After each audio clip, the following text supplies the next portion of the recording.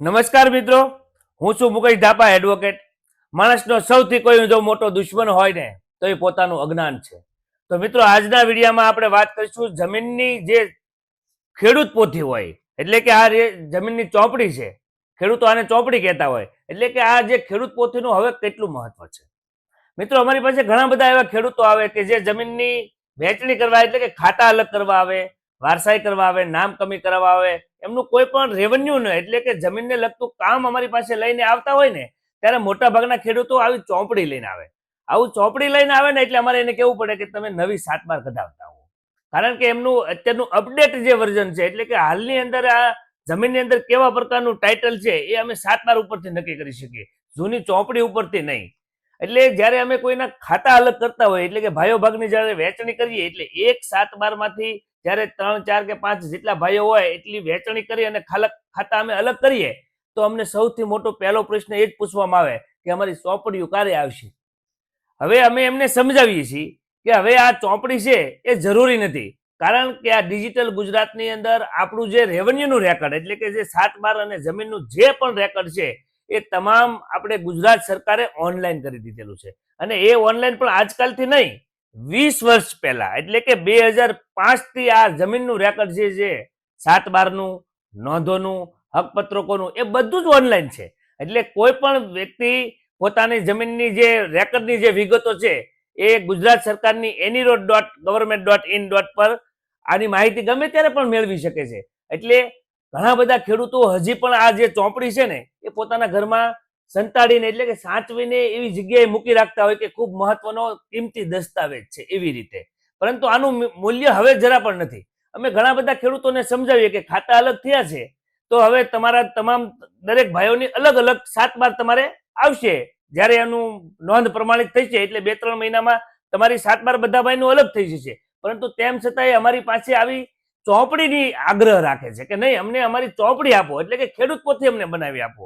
એટલે સ્વાભાવિક છે કે ખેડૂતો અભણ હોય અને વધારે કાયદાનું જ્ઞાન નથી, એટલે એમને આ આગ્રહ હોય, કારણ કે એક જૂની ઢબ છે, એક આદત છે. અત્યારે કોઈ પણ કચેરીની અંદર તમારી પાસે આવી કોઈ પણ પ્રકારની ખેડૂત પોથી, એટલે કે ચોપડી માંગવામાં આવતી નથી. પહેલાના સમયમાં કોઈ પણ જગ્યાએ કચેરીમાં જાય, ગ્રામ પંચાયતમાં જાય, મામલતદારમાં જાય, તાલુકામાં જાય, અથવા તો કોઈ કોર્ટની અંદર કોઈના જામીન થવા જાય, તો તમામ જગ્યાએ આવી ચોપડીને પહેલા માંગવામાં આવતી. એટલે હવે આ ચોપડીની જરૂર નથી.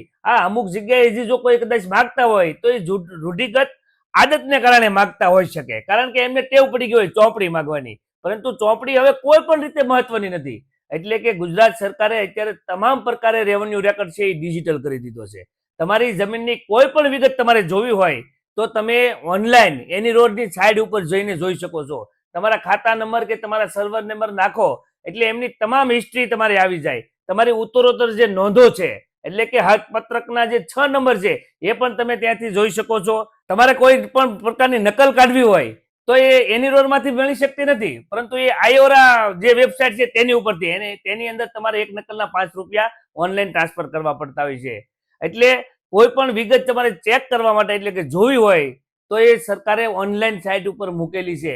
એટલે કે આવી કોઈ ખેડૂત પોથીની તમારે રાખવાની જરૂર નથી, કારણ કે ખેડૂત પોથીની અંદર જે વિગતો છે એમાં ખાતા નંબર, ગામ, સર્વે નંબર, કેટલી જમીન છે ને કેટલા નામ છે એ હોય. એટલે કે 7/12 જે વિગત છે એ જ આમાં હોય. જ્યારે 7/12 ની અંદર કોઈ પણ પ્રકારનો ફેરફાર કરવામાં આવે, નામ ચડાવવામાં આવે, નામ કઢાવવામાં આવે, બોજો દાખલ કરવામાં આવે, બોજો કમી કરવામાં આવે, કૂવો દાખલ કરવામાં આવે, કોઈને વેચાણ કરવામાં આવે, કોઈ પણ પ્રકારનું રેકર્ડમાં અપડેટ, એટલે કે કોઈ પણ પ્રકારના હકની અંદર જો ફેરફાર થાય ને તો ઓનલાઈન, એટલે કે 3 જ મહિનાની અંદર એનું જે ઓનલાઈન જે છે એની અંદર એની નોંધ, એટલે કે એ ત્યાં જોઈ શકાય છે.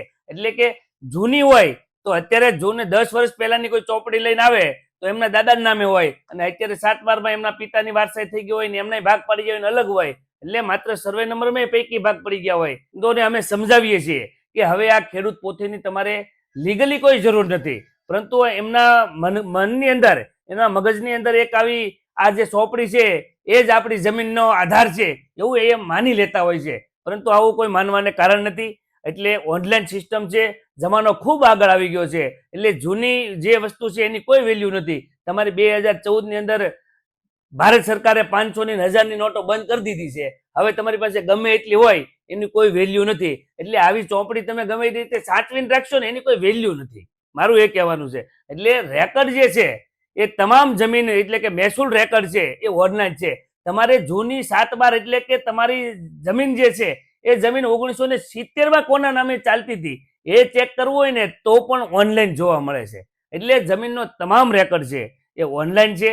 એટલે આવી ખેડૂત પોથીની કોઈને જરૂર નથી. એટલે આવા ખેડૂત પોથી તમે જો સંગ્રહીને બેઠા હોય તો એની કોઈ વેલ્યુશન નથી એ સમજાવવા માટે. એટલે કે ઓનલાઈન જ્યારે રેકર્ડ હોય, હા તમને ઘડી એવું લાગતું હોય કે આ ચોપડી જરૂરી છે તો કોઈને પૂછી શકો છો. એટલે હવે તમને છેલ્લા 10 વર્ષની અંદર કોઈ પણ જગ્યાએ એટલે કે બેંકમાં, મામલતદારમાં, તાલુકામાં કે કોઈ કોર્ટમાં કોઈ જગ્યાએ ચોપડી માંગ્યું હોય એવું તમારા ખ્યાલમાં નહીં હોય. કેમ કે આ બધું બંધ થઈ ગયું છે. એટલે મિત્રો આવી જે આપણી ગેરમાન્યતાઓ છે કે આપણી ચોપડી છે એ જ આપણી જમીનનો દસ્તાવેજ છે તો એ મગજમાંથી ડિલીટ કરજો. કારણ કે જમીન અત્યારે ડિજિટલ સાઇટ ઉપર ઓનલાઈન બધા જ પ્રકારના રેકર્ડ અવેલેબલ હોય ત્યારે આની કોઈ વેલ્યુ નથી એ સમજાવવા માટેનો આ વિડીયો મેં બનાવ્યો છે. એ છતાંય તમારે આ ખેડૂત પોથી સિવાયના કંઈ તમને કંઈ બીજા પ્રશ્નો હોય તો તમે આમાં કોમેન્ટ કરી શકો છો. એમનો હું જવાબ આપવાનો ચોક્કસ પ્રયત્ન કરીશ. ધન્યવાદ.